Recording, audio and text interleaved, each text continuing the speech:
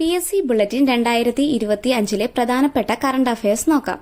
മധ്യപ്രദേശിലെ രേവയിൽ ഇന്ത്യയിലെ ആദ്യത്തെ വൈറ്റ് ടൈഗർ ബ്രീഡിംഗ് കേന്ദ്രം നിലവിൽ വരുന്നു.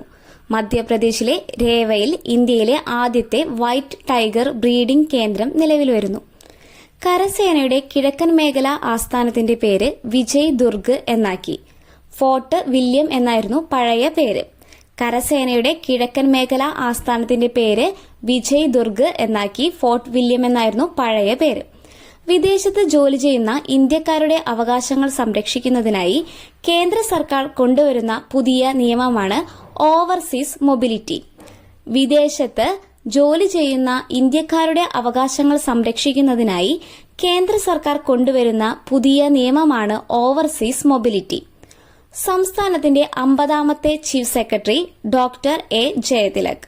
സംസ്ഥാനത്തിന്റെ 50ാമത്തെ chief secretary doctor A Jayathilak. പ്രശസ്ത കഥക് നർത്തകി കുമുദിനി ലാഗിയ അന്തരിച്ചു. കുമുദിനി ലാഗിയ കഥക് നർത്തകിയാണ് എന്ന് ഓർത്തു വയ്ക്കുക. Thank you. Please like, share and subscribe.